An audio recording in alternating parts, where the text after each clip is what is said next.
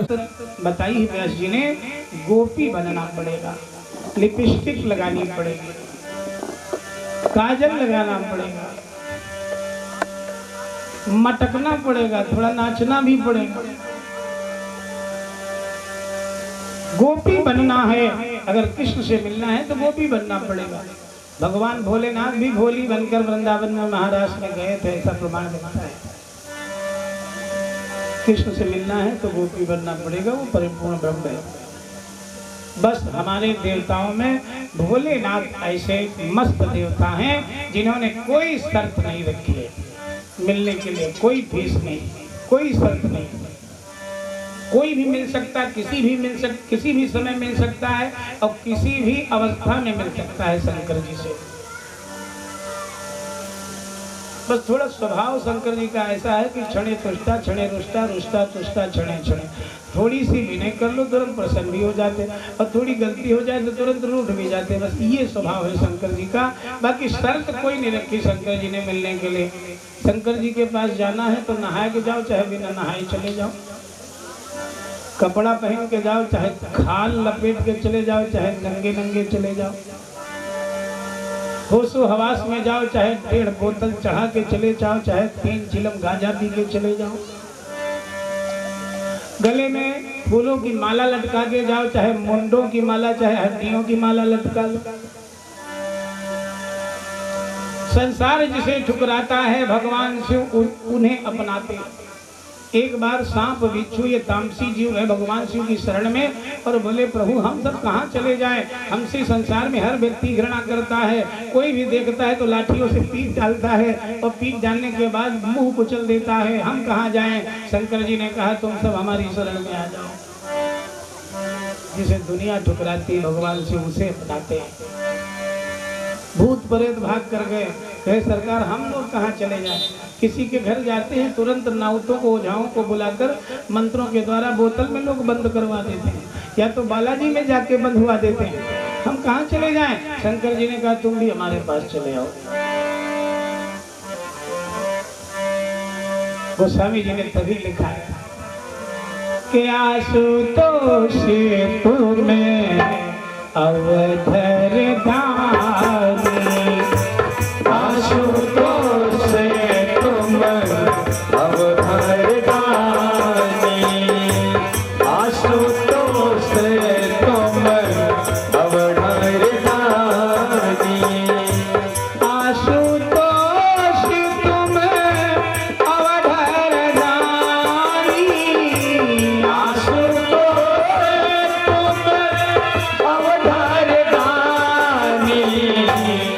आरत हरहु जन जानी, आरत हरहु जन जानी।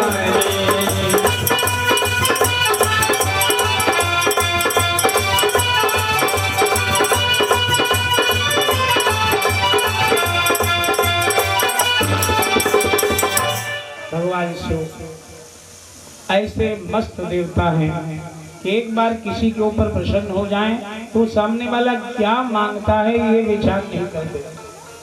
और कोई देवता वरदान देते समय पात्रता का विचार करता है और करना भी चाहिए, क्योंकि दान हो चाहे वरदान दोनों देते समय भी लेते समय भी पात्रता का विचार करना चाहिए। ऐसा नहीं आप विचार कीजिए कितने सुंदर सुंदर महल हम सबको दिए, भोले बाबा खुले मैदान में रहते हैं। हम सबके लिए बढ़िया रेशमी मखमली वस्त्र अपना खाल लपेटते हैं। हम सबके लिए सोने चांदी के बर्तन, अपना आदमी की खोपड़ी के कटोरा में भांग पीते हैं। हमारे तुम्हारे लिए बढ़िया सोने चांदी हीरे के माले और अपने लिए मुंडों की माला। हमारे तुम्हारे लिए बढ़िया 2 पहिया 4 पहिया गाड़ी और अपने लिए लगड़ा बैल। सारी लीला भोले बाबा की सबसे न्यारी है। धन धन भोलानाथ तुम्हारे कौड़ी नहीं खजाने में, 3 लोग बस्ती में बसाए आप बसे वीराने में, 3 लोग बस्ती में बसाए आप बसे वीराने में।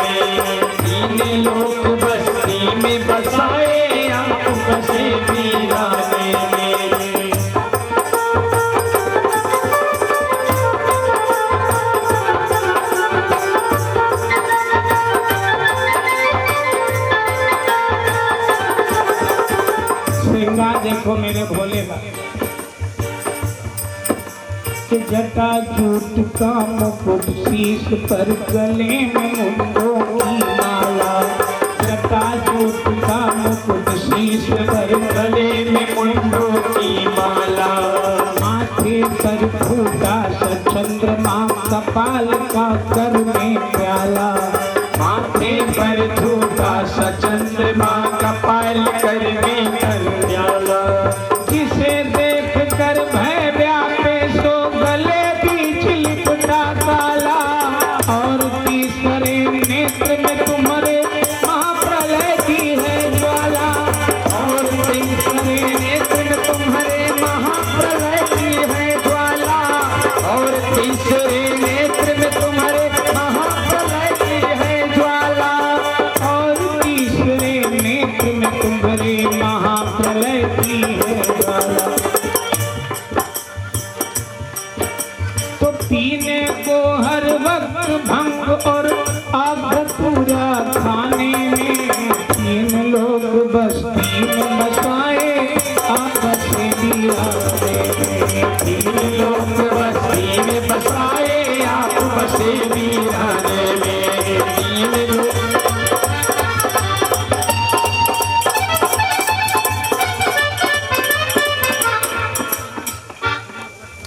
भोले बाबा धन धन धन त्रिपुरारी को, धन्य धन्य जय भोले बाबा धन धन्य धन्य त्रिपुरारी को, उस पर तुम्हारी सेवा करती धन धन गौरी बिचारी को, उस पर तुम्हारी सेवा करती धन धन गौरी बिचारी को। यहाँ कोई नारी थोड़ा सा दहेज लेकर आती है ससुराल, तो ससुराल वालों को बीच बीच ताना देती रहती है। और वहां देखो एक राजा की पुत्री है माता पार्वती, एक राजकुमारी है। अब ब्याह किसके साथ हो गया? भिखारी के साथ, जिसके घर में दाना नहीं। लेकिन धन्य है माता पार्वती जो सेवा में समय हर समय लगी रहती है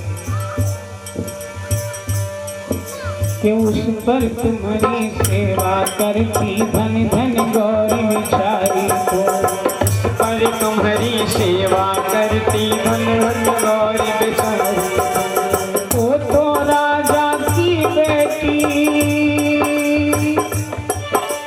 वो तो राजा की बेटी जो ब्याही गई भिखारी को, राजा ने क्या देखा उसने ना तेरी सरदारी को, राजा ने क्या देखा उसमें ना तेरी सरदारी को, राजा ने क्या देखा उसमें ना तेरी सरदारी को, क्या जाने क्या देखा उसने ना तेरी सरदारी को।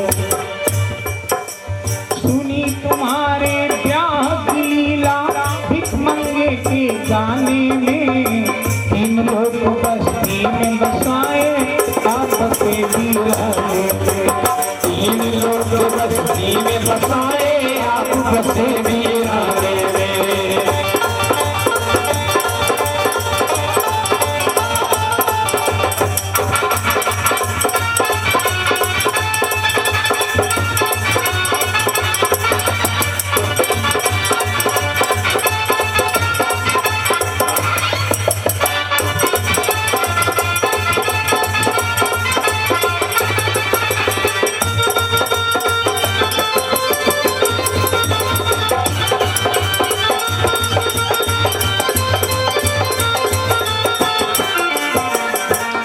श्री शंकर भगवान की जय हो।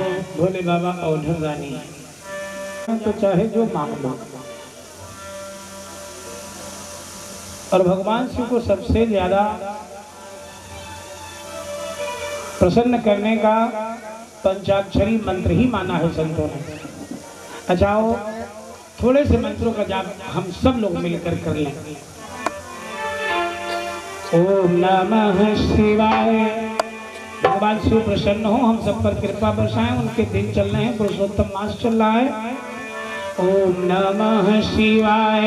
ओम नमः शिवाय ओम नमः शिवाय ओम शिवाय नमः ओम नमः शिवाय ओम नमः शिवाय ओम नमः शिवाय ओम शिवाय नमः ओम नमः शिवाय ओम नमः शिवाय ओम नमः शिवाय ओम शिवाय नमः ओम नमः शिवाय ओम नमः शिवाय ओम नमः शिवाय ओम शिवाय नमः शिवाय ओम नमः शिवाय ओम शिवाय नमः ओम नमः शिवाय ओम नमः शिवाय ओम नमः शिवाय ओम शिवाय नमः ओम नमः शिवाय ओम नमः शिवाय ओम नमः शिवाय ओम शिवाय नमः ओम नमः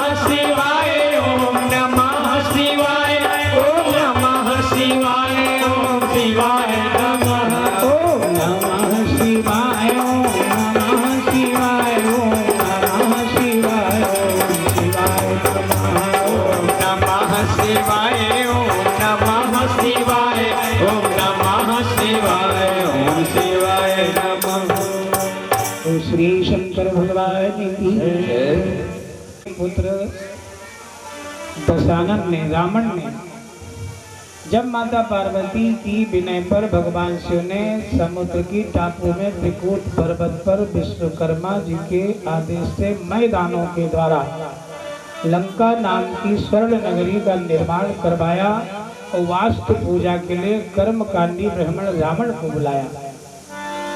रावण ने विधिवत भूमि पूजन कराया, वास्तु पूजा कराई और जब चलने लगा तो शंकर जी ने कहा पंडित जी अपनी दक्षिणा बताओ। रावण बोला प्रभु आप मेरे गुरु हैं, गुरु से भी कोई दक्षिणा लेता है, मुझे क्षमा करें, मैं जो जानता था वो करवा दिया। रावण ने कहा हाँ तुम्हारे गुरु तो हम हैं, लेकिन इस समय तुम हमारे आचार्य हो, यदि तुम दक्षिणा नहीं लोगे तो हमारी पूजा का कोई फल हमें नहीं मिलेगा, हमारी पूजा भंग हो जाएगी, इसलिए तुम्हें दक्षिणा लेनी पड़ेगी। रावण ने कहा अगर मजबूर करते हो तो सुनो भोलेनाथ, सुन लो भोले बाबा मेरे इस दास की सेवा सुन लीजिए, और जिस घर का पूजन करवाया उस घर को ही हमें दे दीजिए।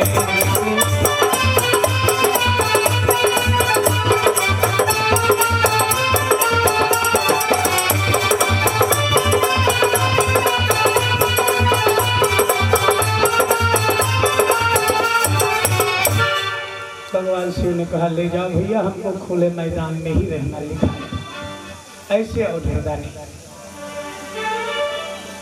एक बार राजा बलि के पुत्र बाणासुर ने भी भगवान शिव की खूब सेवा की, घोर तपो की ताप में अपने तन को तपाया, जैसे हमारी माताएं बहनें कष्ट सह रही हैं हनुमान जी के पावन दरबार में। माना कि जो लोग बरामदे में बैठे हैं वो बराबर जमीन में बैठे हैं, फर्श पर बैठे हैं, उनको उतनी तकलीफ नहीं जितना हमारी माताओं बहनों को तकलीफ है, क्योंकि यहाँ वाली फर्श जो है पैरों में गड़ती है, ऊंची नीची फर्श है। वैसे बाबा जी कह रहे थे कि जब अगली बार आप आएंगे तो यहाँ इंटरलॉकिंग आपको मिलेगी, अब की बार कष्ट सह लीजिए। तो इतना कष्ट जो सह रहे हैं भगवान के लिए, इसी को तपस्या भी कहा जाता है। तन को तपाना तपस्या है, और किसी देवता के लिए उसकी याद में यदि आप अपने तन को तपाएंगे तो एक न एक दिन तो प्रसन्न होगा, और जिस दिन इष्टदेव प्रसन्न होता है अपने साधक को कभी दुखी नहीं रखता, उसे सारे सुख प्रदान करता है। बाणासुर ने भी खूब सेवा की, घोर तपो की ताप में अपने तन को तपाया, तो एक दिन भगवान शिव उसके सम्मुख प्रकट हुए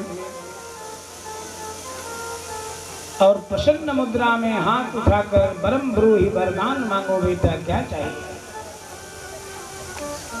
बाणासुर ने देखा कि आज भगवान खूब नशे में है, और व्यक्ति जब खूब नशे में हो तो चाहे 20 उंगली के अंगूठा रखवा लो, जब नशा उतरेगा तब भले उसको होश आवे की गलती नहीं।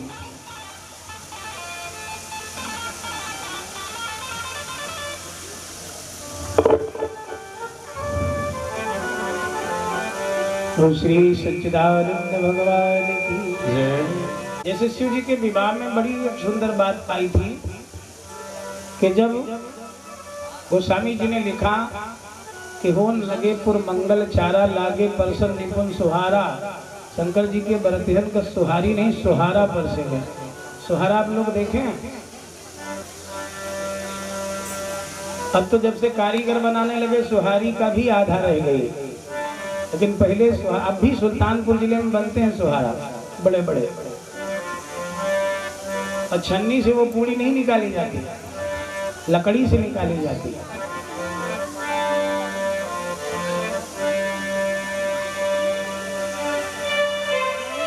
भगवान शिव से भगवान विष्णु ने पहले आगाह किया था कि अपने गणों को बारात न ले चलो, नहीं ये नाक कटवाएंगे। शंकर जी नहीं माने, लेकर आ गए अपने गणों को। और जब जौनार उठने लगी तो वहां एक अंधे के बगल एक लंगड़ा बैठा था। हास्य में संत ने लिखा है कि काला जाम परोसे गए, अंधे की पतरी के काला जाम लंगड़ा उठा के चुपके से खा गया। अंधे को कुछ आहट मिली, पूछा बगल वाले से कुछ आया, हाँ आया, काला जाम आए, देखा पत्तल में तो कुछ नहीं, रस मिला केवल, काला जाम का रस मिला। 21 बताएं कल्लू भैया राजा बगिया की तरफ से भगवान के चरण में समर्पित करें। माँ भगवती परिवार की सदा रक्षा करें।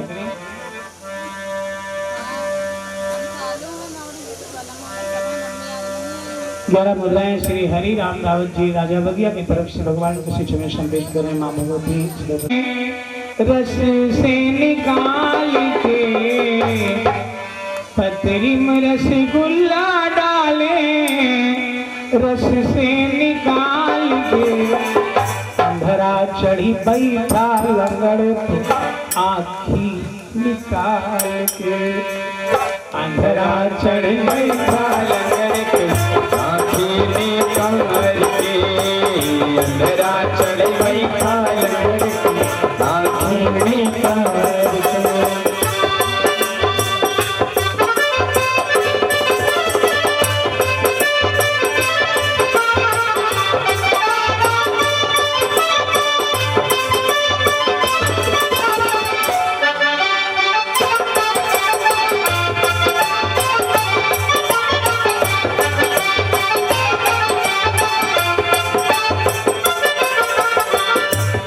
बताओ, अंधा केवल आंख से नहीं देख सकता था लेकिन शरीर से स्वस्थ था।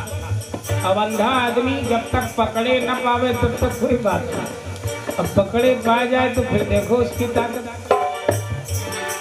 विकलांग था लंगड़ा, गिरा दिया नीचे, सीने पर जहां बैठा पीट रहा है और तड़प तड़प कर कह रहा है,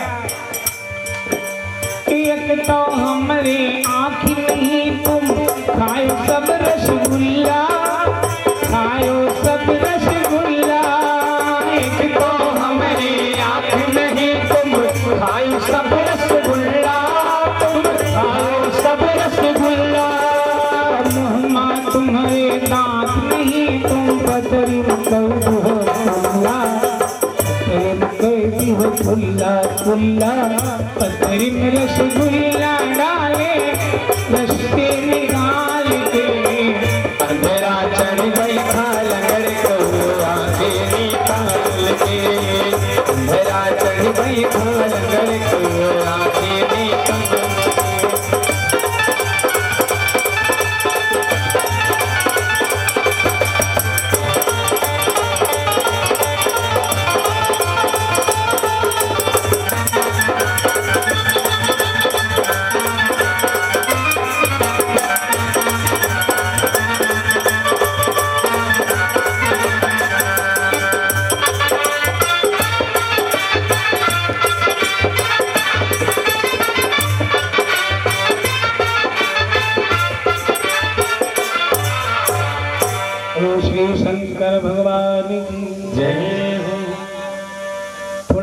विराम है। हमारे माननीय प्रधान जी के सुपुत्र हम लोगों का सम्मान करना चाहते हैं।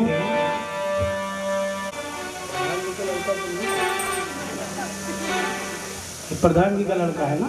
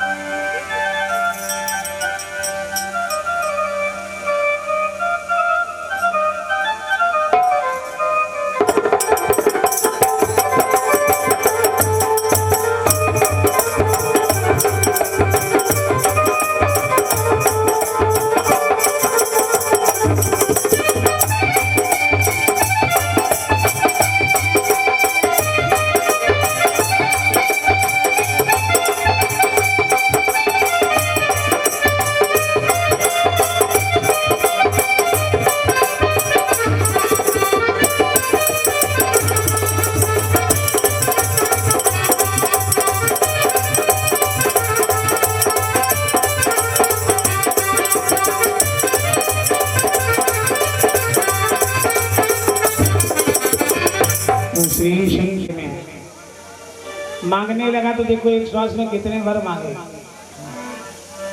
पहले तो शंकर जी की प्रशंसा की, हे प्रभु आप तो कल्प वृक्ष हैं, आपके नीचे बैठकर जो भी कामना की जाए वो अवश्य पूर्ण होगी।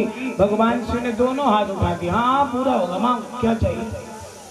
मांगने लगा कि चैतन्य कल्प तरु के नीचे कल्पना करूं क्या क्या भगवान। पहले तो यही याचना है कि रखियो सर्वदा दया भगवान। मेरी नगरी मेरी सेना मेरे कुल के अधिनायक हो, आपत्ति समय में ध्यान धरूं तो आकर वही सहायक हो। मेरी नगरी मेरी सेना मेरे कुल के आप अधिनायक बने। घर में बच्चे का जन्म हुआ तो उसको पढ़ाने लिखाने की भी जिम्मेदारी शंकर जी की।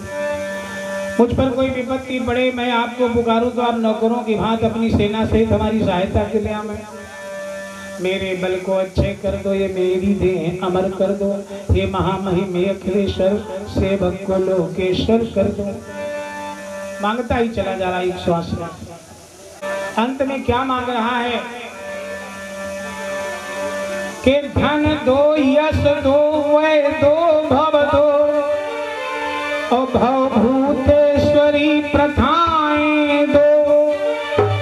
यश दो रस दो हे स्वबस रूप सेवक को सहस भुजाएं दो।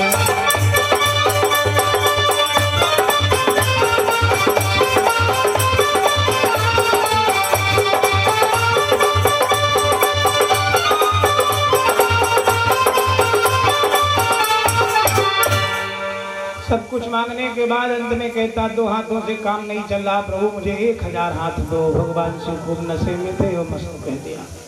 शंकर जी बिना सोचे बेचारे वरदान देते, इसलिए बाद में इनको भी पछताना पड़ता था। कि संत कहते बिना बिचारे जो करे सो पाछे पछताए। बाणासुर को वरदान दिया तब परेशान हुए, इससे पहले भस्मासुर को भी वरदान दिया तो तब भी परेशान होना पड़ा था भगवान शिव को। भस्मासुर ने भी वरदान मांगा और क्या मांगा कि प्रभु मैं जिसके सिर पर हाथ रखूं वो भस्म हो जाए। बोले बाबा नशे में वरदान दे दिए। बाद में भस्मासुर मन में विचार करने लगा कि यदि मैं शंकर जी को ही भस्म कर दूं तो त्रिलोकी में अद्वितीय हो जाऊंगा, मेरे समान कोई नहीं रह जाएगा।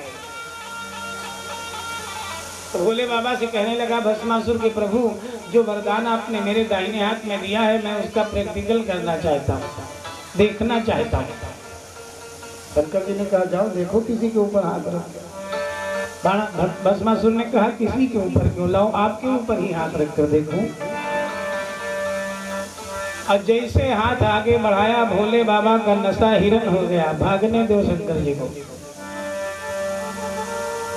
चाहते तो अपनी शक्ति अपनी दी हुई शक्ति को नष्ट भी कर सकते थे, लेकिन ये अधर्म था, इसलिए अपनी जान बचाकर शंकर जी भागे। शरणागत वत्सल भगवान श्री हरि नारायण की शरण में गए शंकर जी और बोले प्रभु मैंने नशे में वरदान दे दिया, वो हमें भी मारने आ रहा है, हमारी रक्षा करो। विष्णु जी कहे और भांग पियो, अब वो तुम्हारा भक्त है, जाओ अपनी रक्षा स्वयं करो, हमारे बस की बात नहीं। शंकर जी वहां से भाग कर के गुफा में छिप कर बैठे थे। लेकिन भगवान विष्णु शरणागत वत्सल हैं, शरण में आए हुए की रक्षा का संकल्प लिए बैठे हैं। जब भगवान शिव चले गए तो भगवान विष्णु चले और जिस रास्ते से भस्मासुर जा रहा था उसी रास्ते में भगवान श्री हरि नारायण मोहिनी बनकर, 24 अवतारों में ये भी एक अवतार है भगवान श्री हरि विष्णु का, मोहिनी अवतार, सुंदरी का अवतार। मोहिनी रूप में भगवान श्री हरि नारायण पायलों की छमा छम आवाज करते हुए, तिरछे नयन चलाते हुए, कमर मटकाते हुए भस्मासुर के सामने से निकले तो भस्मासुर पर मानो बिजली गिरी। और ये बिजली बड़ी खतरनाक होती है, भगवान न करें किसी दुश्मनों के ऊपर गिरे, लेकिन एक बार सबके ऊपर गिरती है। भस्मासुर एक ही नजर में मुग्ध हो गया और मन में विचार करने लगा कि अगर इस सुंदरी से शादी हो जाए तो जीवन सफल हो जाएगा। अब मुग्ध हुआ तो गया भस्मासुर मोहिनी भगवान के सम्मुख और बड़ा आव भाव दिखा रहा है कि अरे सुंदरी, इस भयानक घने जंगल में अकेली कहाँ विचरण कर रही हो? क्या तुम्हारा कोई अपना सगा संबंधी नहीं है? तो भगवान तो ठगने ही आए, छलने आए। मुस्कुरा के कहे, हे महापुरुष, इस संसार में मेरा कोई अपना सगा संबंधी नहीं। आज मैं अपने वर का चुनाव करने निकली हूँ, शादी के लिए, स्वयंवर के लिए। तब तो भस्मासुर बड़ा प्रसन्न हुआ कि जिस कार से मैं निकला हूँ उसी कार से अभी निकली, अब तो काम बन जाएगा। और शादी से बड़ी खुशी और कोई जीवन में नहीं होती। शादी का नाम सुनते ही मन में लड्डू फूटते। भस्मासुर ने कहा तो मेरा वर्ण कर लो। मोहिनी भगवान ने कहा मैं वर्ण उसका करूंगी जिसका नृत्य मुझे पसंद आएगा, मतलब मैं नचनिया पति चाहती, जो नाच कर मेरा मनोरंजन भी कराए। तो ये कौन सी बड़ी भारी शर्त है? भस्मासुर नाचने लगा। मोहिनी भगवान ने कहा ये नृत्य नहीं है, कथक नृत्य।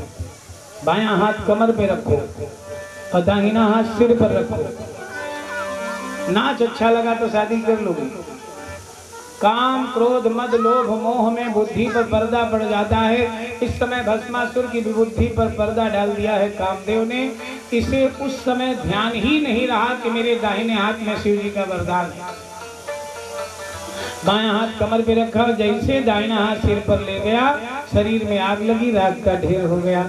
चलो श्री शंकर भगवान की। इस तरह मोहिनी भगवान ने भस्मासुर को भस्म किया। तो सोचा चलो देखें शंकर जी कहाँ हैं। तो गुफा में छिपे थे। भगवान विष्णु गए, बोले अब बाहर निकलो, जिसका डर था उसे हम मार आए। डरते डरते भगवान शिव बाहर निकले। बोले प्रभु उसको तो मैंने वरदान दिया था, कैसे मारा आपने? तो जैसे मारा था सारा वृत्तांत तो बताया।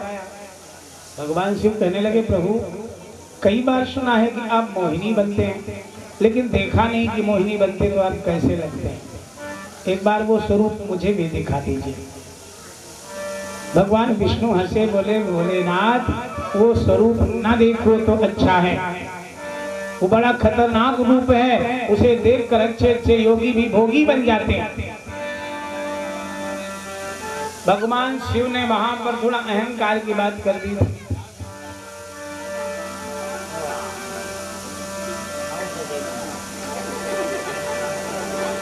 भगवान शिव की पूर्व स्मृति नष्ट कर दी और माया को इशारा किया, बस अपना मोहिनी रूप में आ गया। इस रूप में देखकर भगवान शिव भी मुग्ध हो गए थे और शंकर जी के मन में भी यह भाव उमड़ा कि ये तो पार्वती से भी कई गुना सुंदर है, लाओ इसी से बात करो। बोले बाबा भी शादी के लिए दौड़ पड़े मोहिनी भगवान। आगे आगे मोहिनी भाग रही और पीछे से भगवान शिव पीछा किए। देवता घबरा रहे, भगवान ये क्या होने वाला है? जब देवताओं ने जाना भगवान शिव का अंश धरती पर गिरने वाला है, प्रलय आ जाएगी, ये प्रलयंकारी महाकाल है, तब देवताओं ने पवन देव से विनय किया और पवन देव ने भगवान शिव का अंश धरती पर गिरने से पहले कमल के पत्ते पर लेकर गंगा नदी में प्रवाहित किया, जो बहता हुआ अंजनी मैया की अंजलि में गया, जिसे पीने से माता अंजनी को गर्भ रुका और हनुमान जी का प्रादुर्भाव हुआ। तो श्री हनुमान जी महाराज की के बाद भी शंकर जी की हुई। जो भस्मासुर को देने के बाद दी थी। बाणासुर जब अच्छे बल पा गया, 1000 हाथ पा गया, तो पहले ये दिग्विजय के लिए निकला। सारे संसार में घूमा, कोई लड़ने वाला ही न मिला। तो इसके बल की खुजली से सता रही थी। कैलाश पर्वत पर पहुंचा और दहाड़ा जोर से। शंकर जी प्रकट हुए, मेरा भक्त आ गया, लेकिन आज भक्त दूसरे भाव से आया था। शंकर जी से जाकर बोला कि प्रभु कोई योधा बतलाओ, और मेरी इन साहस भुजाओं की भगवान खुजलाहट मिटवाओ।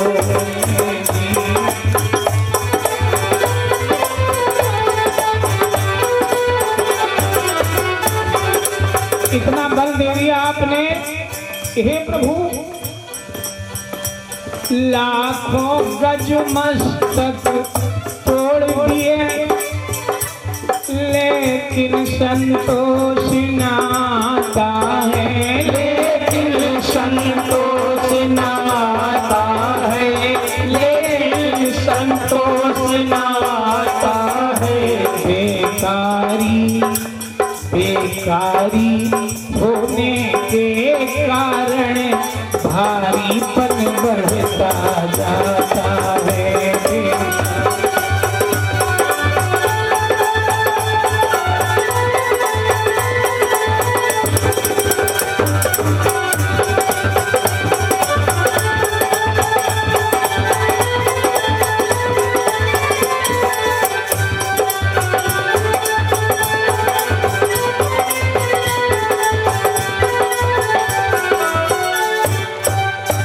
भगवान शिव से बाणासुर कह रहा, प्रभु आपने इतनी शक्ति, इतना बल, इतना साहस दे दिया कि तीनों लोकों में कोई लड़ने वाला नहीं मिल रहा है। 51 मुद्राएं श्री दुर्गम सिंह कुशवाहा जी सरसा की तरफ से भगवान के चरण समर्पित करें। माँ भगवती की कृपा सदैव बरसती रहे, धन भंडारी सदैव भरे रहे। अब देखो, बाणासुर भगवान शिव से ही शक्ति पाई और शंकर जी को ही ललकार रहा था कि हे प्रभु कोई लड़ने वाला नहीं मिल रहा है। आतयो बतलाओ वीर, कोई योद्धा बताओ जो मेरे बल की खुजली मिटा सके। अतयो बतलाओ वीर कोई, या तुम ही दास का काम करो, और तुमने ही बल दे डाला है, तो तुम ही आज संग्राम करो।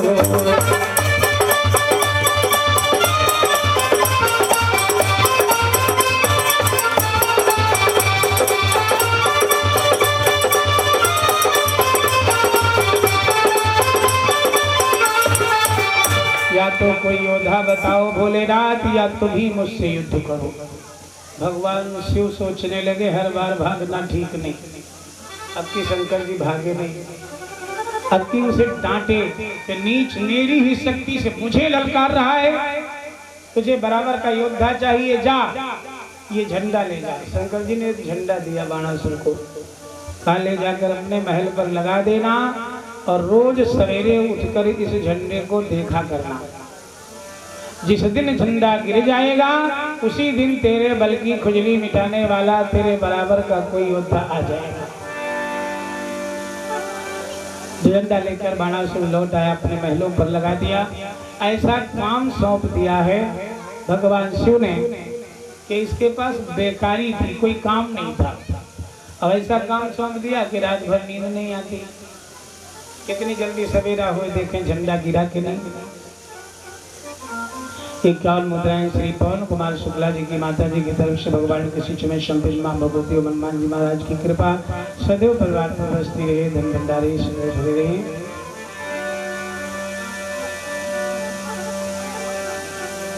भगवान शिव का दिया हुआ झंडा महलों पर लगाकर रात भर बेचैन रहता, कितनी जल्दी सवेरा हो, देखिए झंडा गिरा कि नहीं। सवेरे जाता झंडा नहीं गिरा, फिर दिन भर बेचैन रहता, फिर रात में नींद नहीं आती, कितनी जल्दी अगली सुबह आवे। इस तरह बाणासुर का समय कटने लगा चिंता में, और चिंता चिता से ही कठिन होती है। कुछ समय के बाद बाणासुर के महलों में एक कन्या का जन्म हुआ। कन्या बड़ी सुंदर, उसका नाम पंडितों ने उषा रखा। और बाणासुर की पुत्री उषा जब 5 वर्ष की हुई तो अपनी कन्या को लेकर बाणासुर कैलाश पर्वत पर पहुंचा भगवान शिव की शरण में और बोला, भोलेनाथ ये मेरी पुत्री है, इसे पढ़ाओ।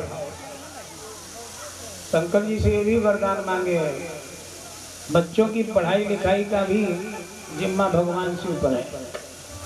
अपनी बिटिया कैलाश पर्वत पर छोड़ा है। बाद में माता पार्वती भगवान शिव से कहती हैं, और भांग पी के नशे में वरदान दो, अपने रहने का ठिकाना नहीं, चलो बिटिया पालो। लेकिन वरदान दिए थे इसलिए पालना पड़ा उषा को। सुखदेव जी कहे, राजन उषा ने गौरी जी द्वारा संगीत शास्त्र अध्ययन किया। माता पार्वती ने उषा को संगीत शास्त्र अर्थात नाचना, गाना, बजाना ये कलाएं सिखाई। उषा ने गौरी जी द्वारा संगीत शास्त्र अध्ययन किया और शंकर जी से संपूर्ण कला श्रुति स्मृति आदि का मनन किया।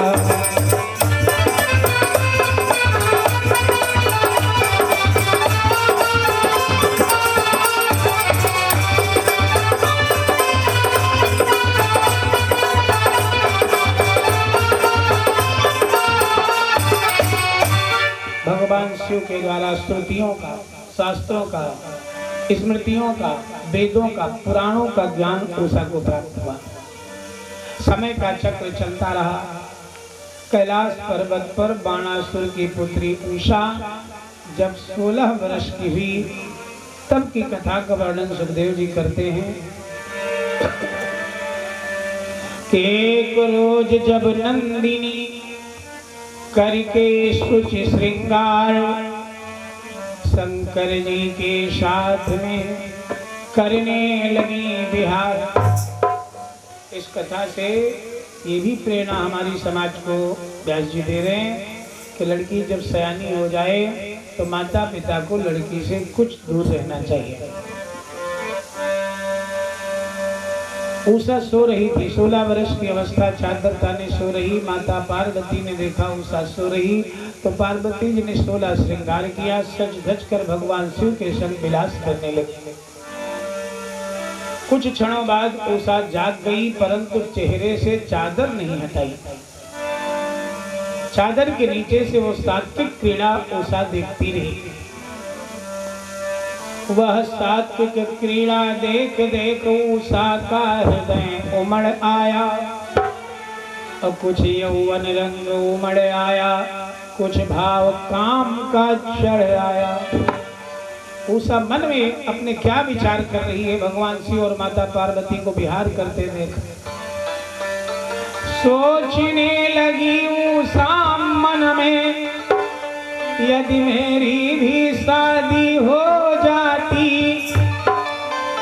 तो मैं भी अपने प्रियतम को इसी तरह गले से लिपटती।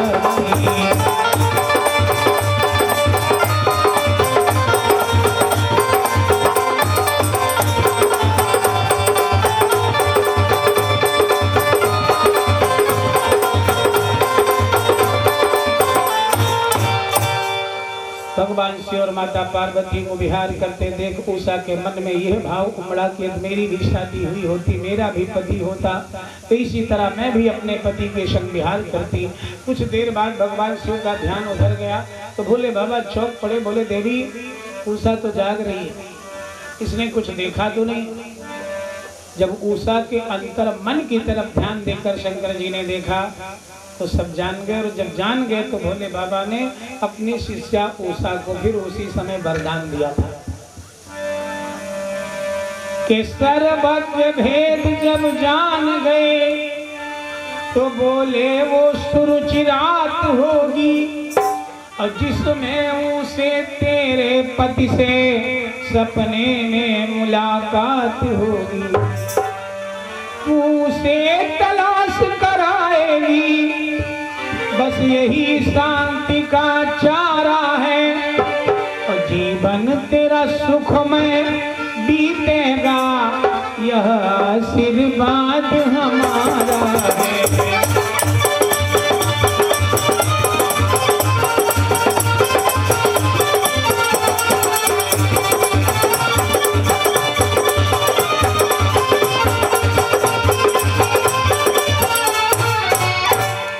शंकर भगवान की जय।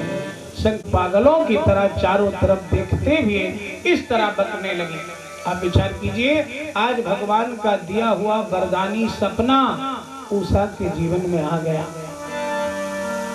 अब उठकर बैठी है, सपना टूट गया है, चारों तरफ पागलों की तरह उल्टा सीधा बक रही है कि किस तरफ गया, क्यों चला गया, दासी से क्या अपराध बना, अचित चोर तनिक तो बतला जा, कि प्रेमी बनकर क्यों व्याध बना।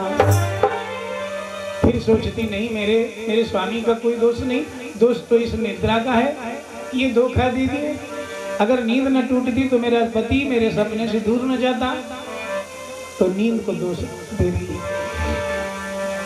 के रीरी सौतन निंदिया तुझको, मेरा सुहाग नहीं भाया है, और छिप गई आंख से तू पापिन, प्रियतम को कहीं छिपाया है। पागलपन देखो इसका, कि खो गए हाथ से प्राणनाथ, तो मैं भी खोई जाती हूँ।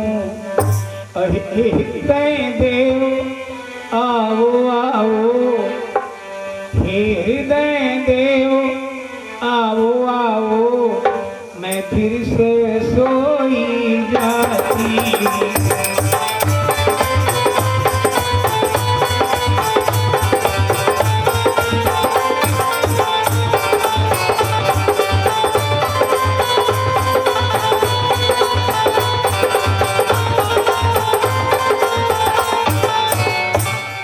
फिर सोना चाहती, लेकिन अब नींद कहाँ आएगी, नींद तो भंग हो गई।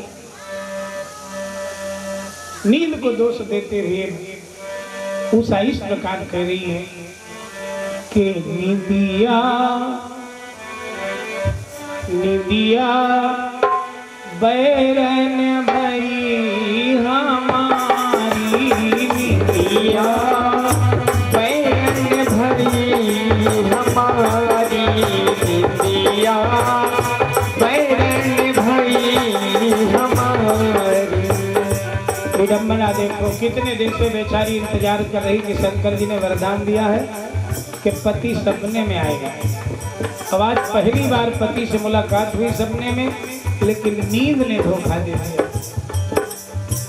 कहते दिन की प्यासी आशा, कहते दिन की प्यासी आशा, चाही बुझन कछु विधि की मारी, निंदिया बैरन भई हमारी, निंदिया बैरन भई हमारी।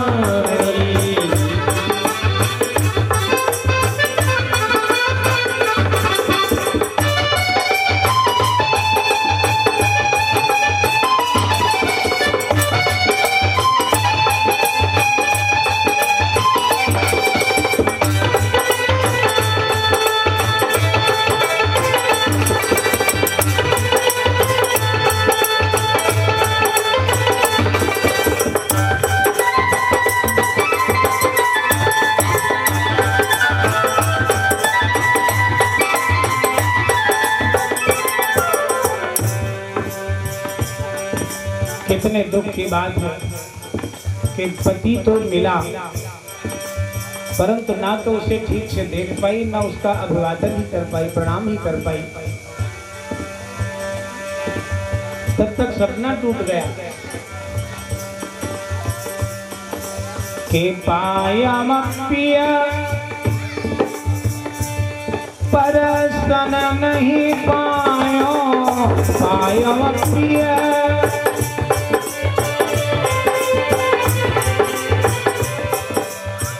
पायम पिया परसन नहीं पायो, पाटिन पटक भुजा पछितारी, पिया बैरन भई हमारी, पिया बैरन भई हमारी, पिया बैरन भई हमारी।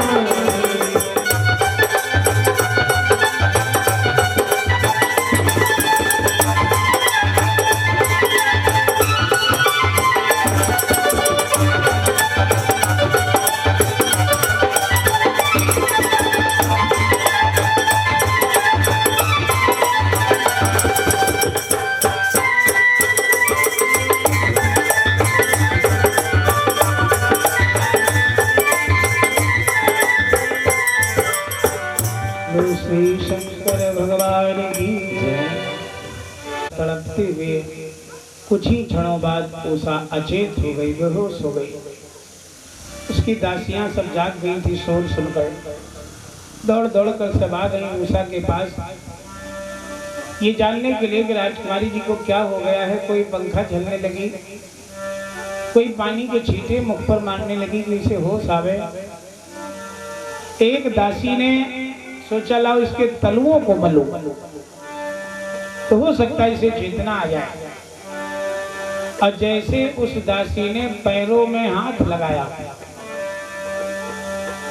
इस स्पर्श सखी का होते ही मानो दिल से गम निकल गया, और सहसा आंखों के खुलते ही मुख से हाय प्रियतम निकल गया, सहसा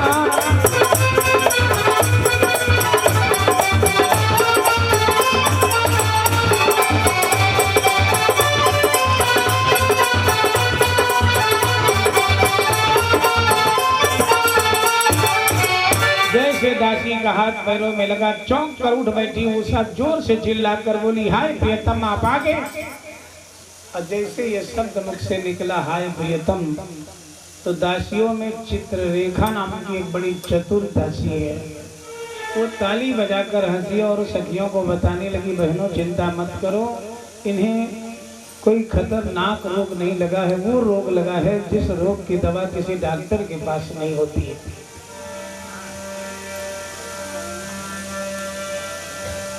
चित्ररेखा ने हंसते हुए पूछा था उषा से कि किसका कांटा चुभ गया, कर तो तनिक बयान, और कैसी चुपकी रह गई बांध हृदय में ध्यान। कौन है जिसे हाय प्रीतम कह के नींद में भी पुकार रही है?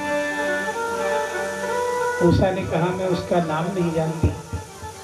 पूछा तो कहाँ रहता है? कहा ये भी नहीं जानती। कहाँ मिला था?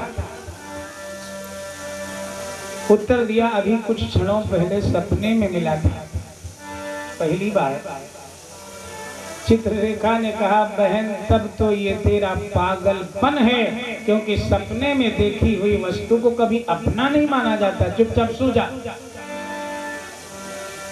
उषा ने कहा बहन ये सपना साधारण सपना नहीं, मेरे गुरुदेव औढ़र दानी भगवान भोलेनाथ का दिया हुआ वरदानी सपना है।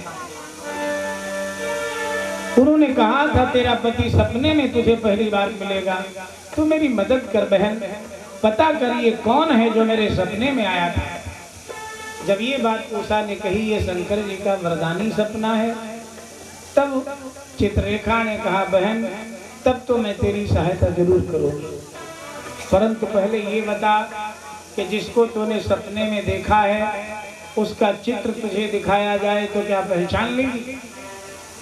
उषा ने कहा में वो हो, मैं उन्हें अच्छी तरह से पहचान सकती हूँ। चित्ररेखा ने कहा तब मैं तेरी सहायता कर सकती हूँ, क्योंकि दुर्गा जी की मुझे सिद्धि प्राप्त है। मैं यही बैठे बैठे जगत के समस्त राजाओं और राजकुमारों के चित्र बना सकती हूँ, इसीलिए मेरा नाम चित्ररेखा है। मैं एक एक करके चित्र बनाऊं और तू देखती जा, जो तेरा पति होगा बताना, तब शायद मैं तुझे उससे मिला सकूं। ये कह रेखा फिर एक एक राजा का चित्र बनाने लगी और उषा उनको निहारते ही का शीश हिलाने लगी। हर बार ये नहीं है, ये नहीं है, ये नहीं है, और चित्र बनाओ, ये नहीं है। घंटों तक परेशान किया जगदम्बा को।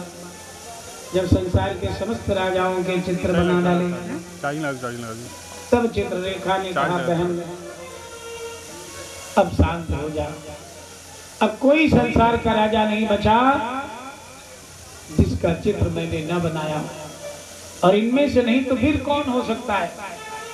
उषा रोने लगी बहन और कोई चित्र बनाओ, जरूर तुम किसी को भूल रही हो। चित्ररेखा ने कहा मैं भूल नहीं रही, हाँ एक परिवार मैंने छोड़ दिया है, क्योंकि वो संसार के राजाओं से अलग है। अगर तू कहे तो उसमें से भी बना के दिखा दो। उषा ने कहा बनाओ। तो अंत में चित्ररेखा ने जब श्री कृष्ण चंद्र को दिखलाया तो उषा ने लज्जित होकर नीचे को घूंघट सुलझाया।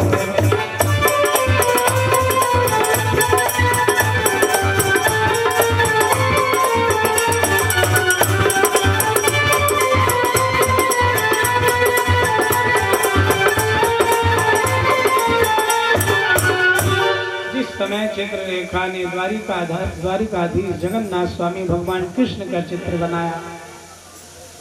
उषा ने घूंघट लटकाया, बस बहन बिल्कुल इन्हीं की तरह के हैं, लेकिन ये वो नहीं।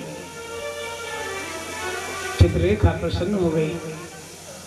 फिर भगवान द्वारिकाधीश की तीसरी मूर्ति प्रद्युम्न जी का चित्र बनाया। प्रेम और बढ़ा। उषा बोली बस बस बहन बिल्कुल इन्हीं की तरह के हैं, लेकिन अभी भावों में कुछ अंतर है।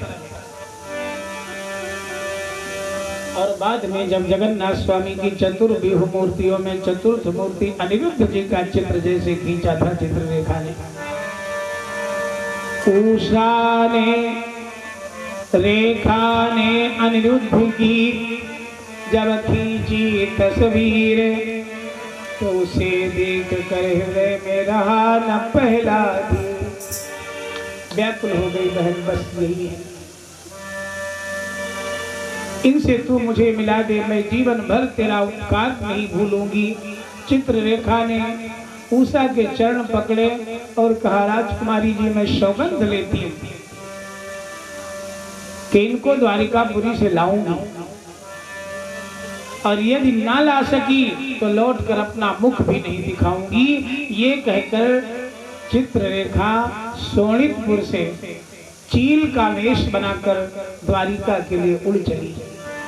इसे मायावी विद्याओं का ज्ञान था।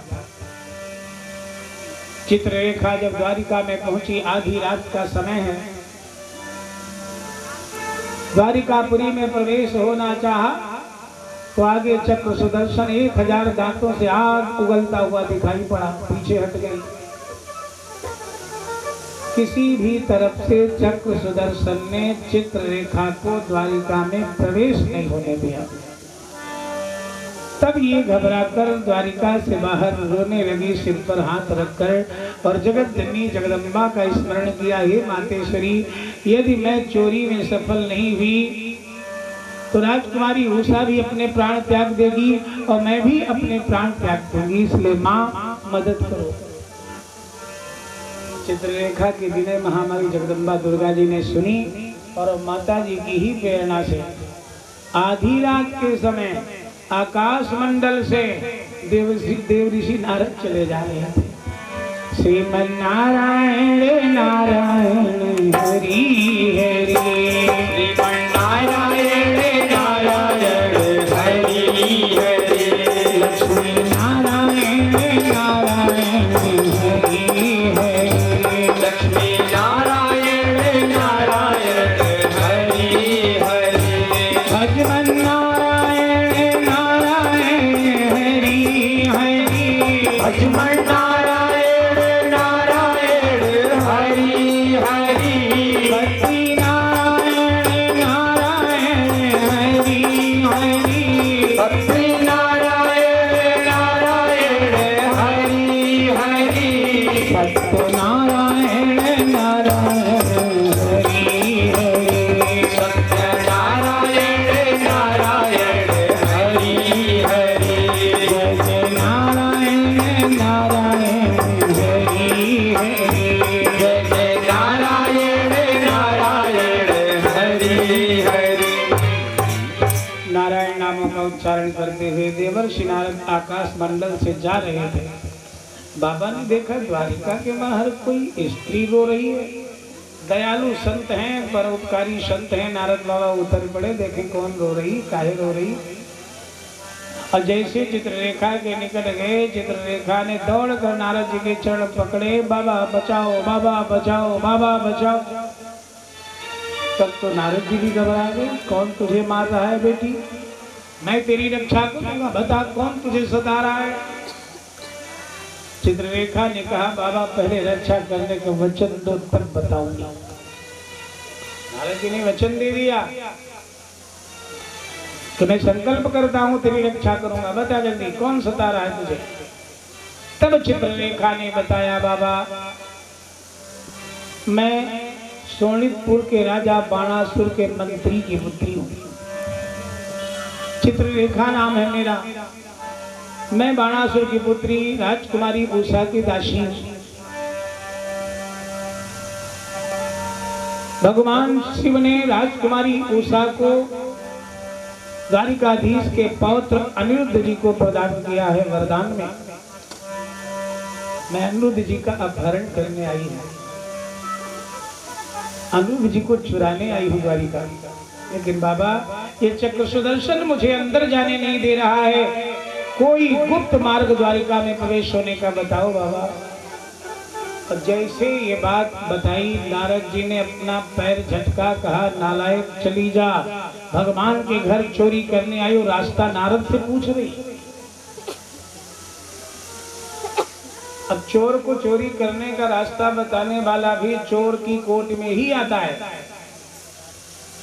अगर ऐसा हमने किया तो सारा संसार हम पर उंगली उठाएगा कि वारे नारद, जिसका रातों दिन भजन करते उसी के घर में चोरी करवाते। और साधारण चोरी नहीं, नौजवान लड़के की चोरी, अपहरण।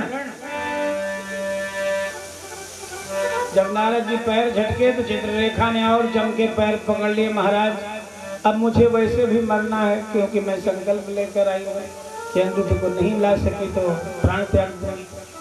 आपके चरणों में मरूंगी तो मुझे मुक्ति मिल जाएगी। या तो द्वारिका में प्रवेश होने का मार्ग बताओ, या मुझे बाबा मार डालो इसी समय। नारद जी सोच रहे हैं, अच्छा आए कि यहाँ फंसे, अगर इसे मार डाले तो नारी हत्या का दोष आ रहा है।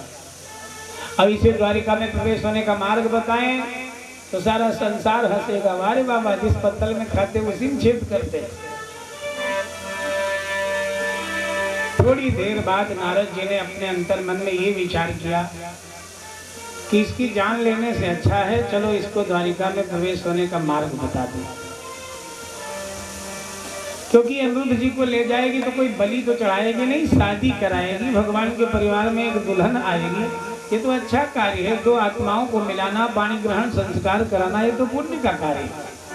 ये सोचकर नारद जी ने रास्ता बता दिया।